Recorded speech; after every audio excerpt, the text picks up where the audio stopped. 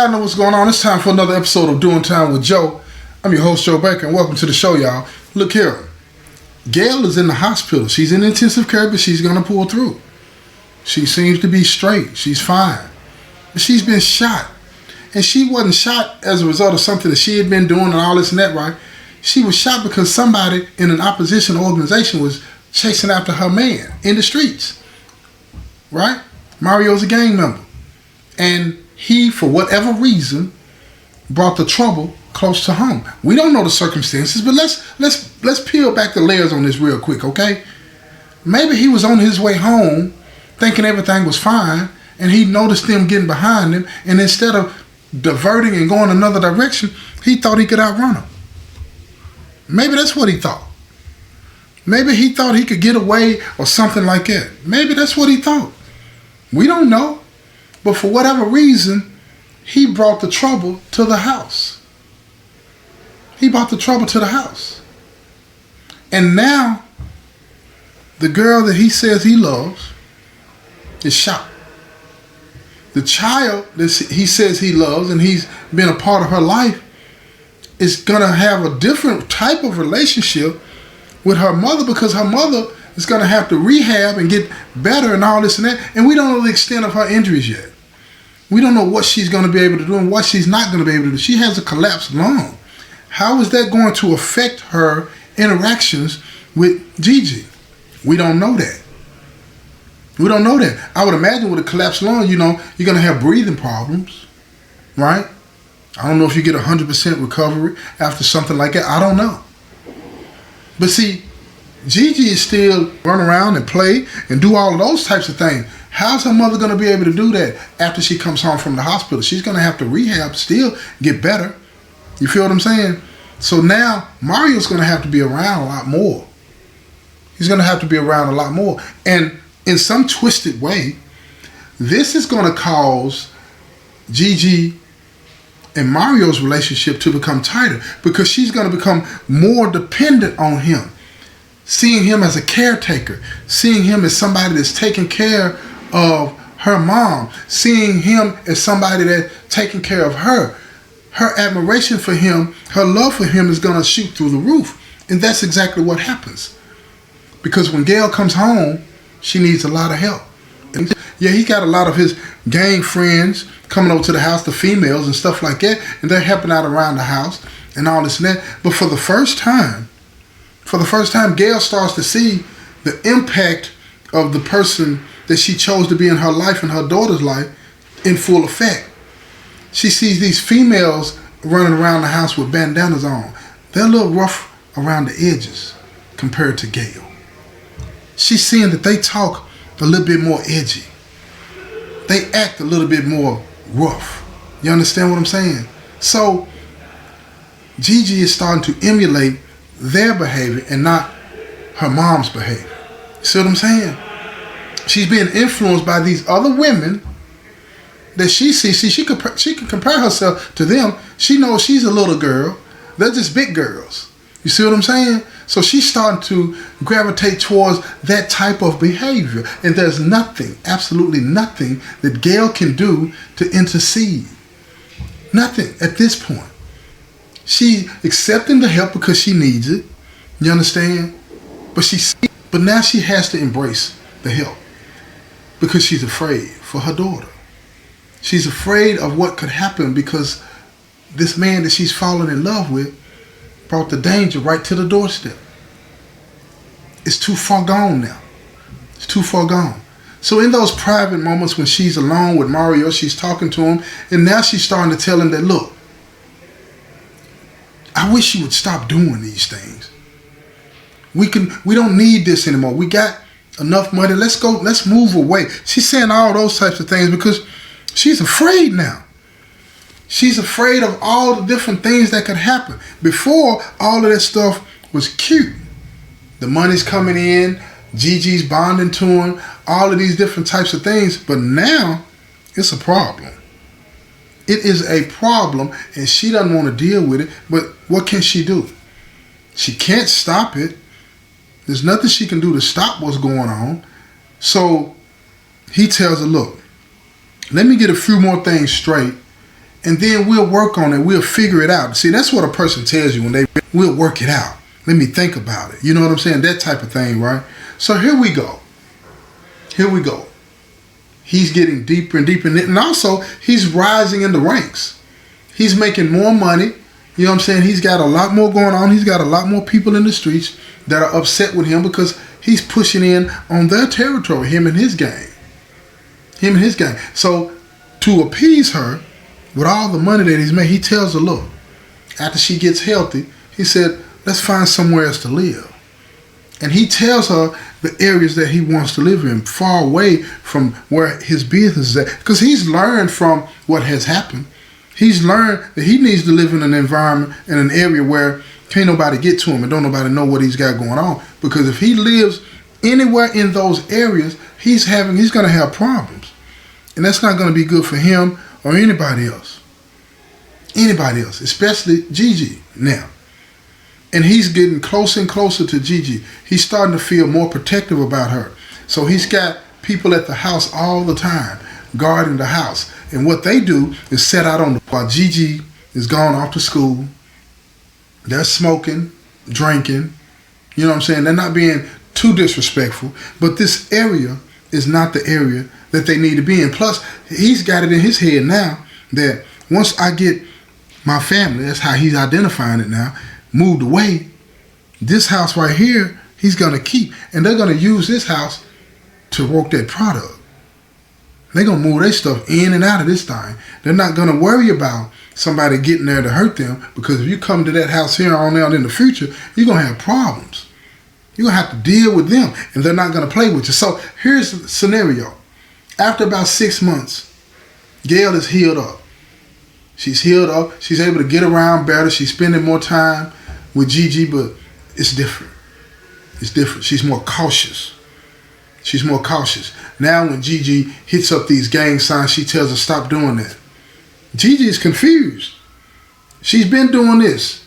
She likes wearing her bandana because it makes her feel part of the team. She don't understand the fullness of it, right? But see, Gail don't want her wearing this, make her look like she's part of this gang, and then she ends up a casualty of war. Remember, it was cute before. Now it's not. It has real significance. And Gail has come to understand that. So she goes to find a place way on the outskirts, way away from all the nonsense that Mario has brought to her doorstep and brought to her and her daughter, right? So she finds a nice place to live. I mean, a real nice place to live. And got cash money. Got enough money to pay for it. But hold up. The job that she has don't allow for the loan that she needs to get into this house. She don't have cash to pay for the whole house outright. Or let me correct that, whether he doesn't have enough cash to pay for that outright. So they got to go about this legitimate way, and that's the way he wanted her to do it. So what does she have to do? Find a cosign. And Mario's telling her these things, right? So she goes to her parents. Her parents are totally against it, but they understand her situation and her dilemma. And her daddy tells her, he said, look, I'll cosign for you, but not him. See, he's a street dude. He knows that the house can't be in his name anyway, particularly because of the dirty money that's going to be paying for it. If anything goes wrong, he wants it to be in her name anyway. You see? Because if they catch something in there or find something in there, her name is on the deed. It's hers. It's not his. He's thinking way ahead of her. So she goes back and tells her dad. Her dad understands the situation. And he and his wife too, they go down and they co-sign for Gail to be able to get this house that's going to be paid for with street money. She gets a house, a nice place, way away from everybody, and nobody, it appears anyway, knows where they live. Nobody knows where they live. So she feels a little bit safe and secure. But she made sure she got a security system. She's got cameras all around the place. And it's a nice area. They got other kids in the area. And of course, Gigi's friends can come over and play with her there. They got a nice setup. And Mario, he's becoming more and more entrenched in the streets. His focus all the time, his conversation most of the time is about all this type of thing. It's not like it used to be. He doesn't pay that attention that he used to pay to Gail when he first got with her. He's always busy. And she's wanting more. She's wanting that attention. She wants to start over in this new place like it used to be in the old place. It's because she believes that if she shows him and showers him with the love that she has for him, maybe he'll stop. See, I can change him. That's what she's thinking. That's what a lot of, people be thinking. You can change the other person before they're ready to change themselves. You know what I'm saying? If I just do this, he'll know that I love him. He knows that she loves him. But see, the problem with this situation is this. How you go in is how you going to come out, right?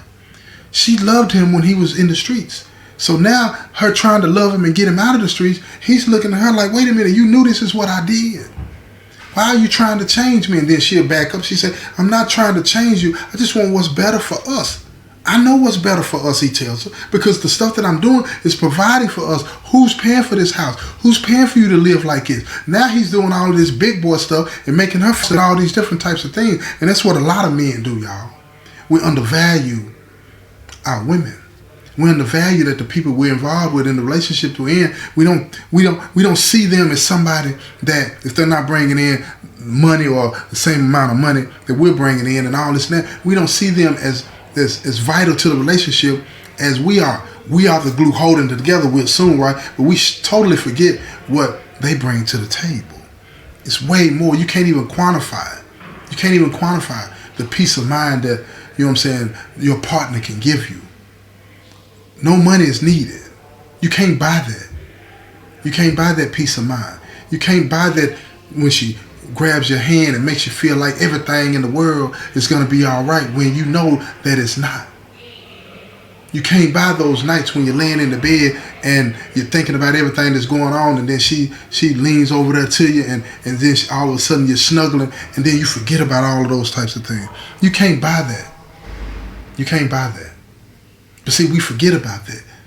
So when he's pushing back and telling her all these things, the only reason a person is doing that, when they do that, is to push back and tell you, look, I got this. Stop pestering me.